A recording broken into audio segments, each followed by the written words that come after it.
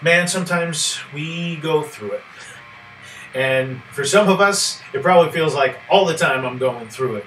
Life, situations and circumstances, trials and tribulations, just getting hammered away.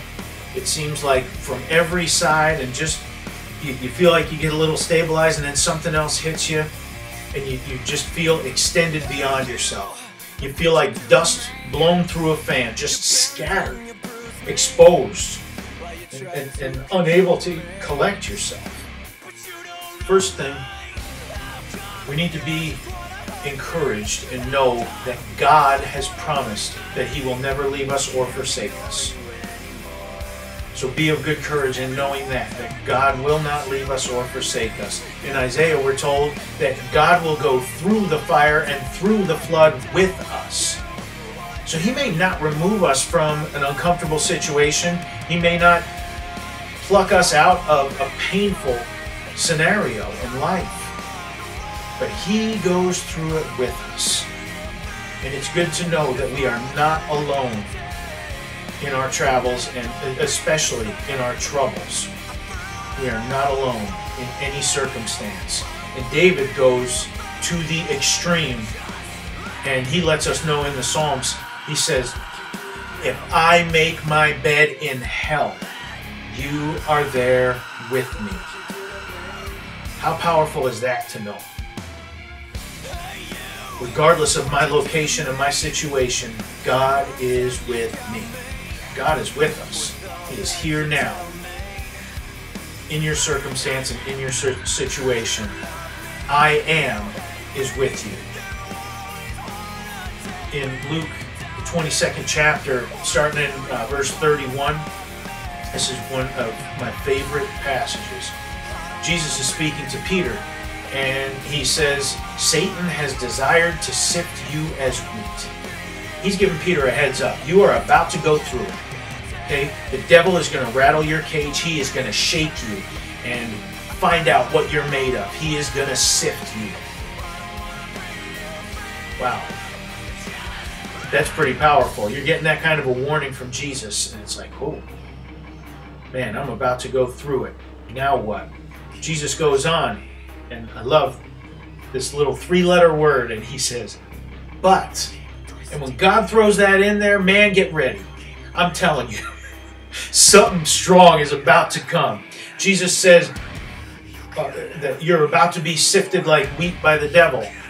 But I have prayed for you that your faith not fail. Jesus, the Messiah, has prayed for you that your faith not fail. And we need to be encouraged. We need to be reminded. We must remember that Jesus is now seated at the right hand of the throne of glory, where He ever lives to make intercession for us. That's what Jesus is doing for us now. What He spoke to Peter right there is what Jesus is doing for us right now. See, He's seated at the right hand of the throne of God, praying for us, praying that our faith not fail. How good is that to know that the King of Kings is praying that our faith not fail, regardless of what we're going through? That gets me fired up. That puts some wind in your sails. And here's an amazing thing. He goes on, Jesus does, and He tells Peter, and you, when you turn back, or when you turn again, encourage your brothers. So once you've gone through this, use what you've gone through and encourage your brothers. Okay? We need to encourage one another with the things that we've been through and God's faithfulness as we've gone through them. Okay? And even use the ugliness that we've been through as a source of encouragement for those around us. Because Peter, if you remember, in one of his epistles that he wrote, he said that there is no temptation that we face that is not common to man. So whatever we're going through, someone else has been through it. So we use our sifting as encouragement to the people around us. And the amazing thing that I was referring to about sifting, this is pretty awesome, because if you've ever sifted flour, I believe it is parallel. And that's why Jesus used it. He was talking about sifting wheat. And if you've ever sifted wheat or flour, some cool things happen. First of all, the sifting process removes impurities.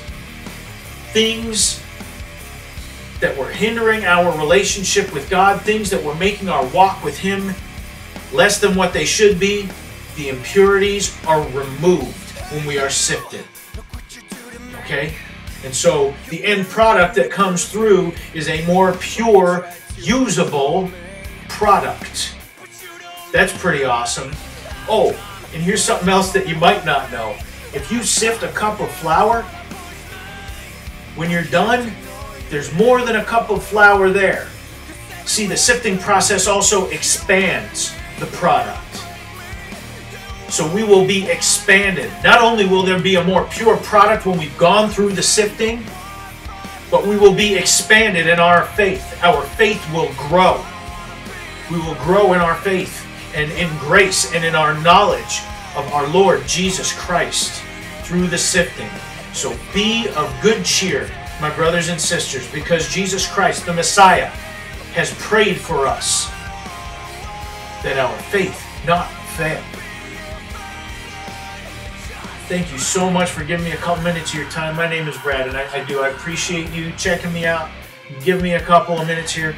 Be of good courage. I love you. I appreciate you.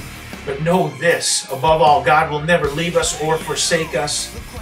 And Jesus has prayed for us that our faith not fail. Let's go out and give Him heaven.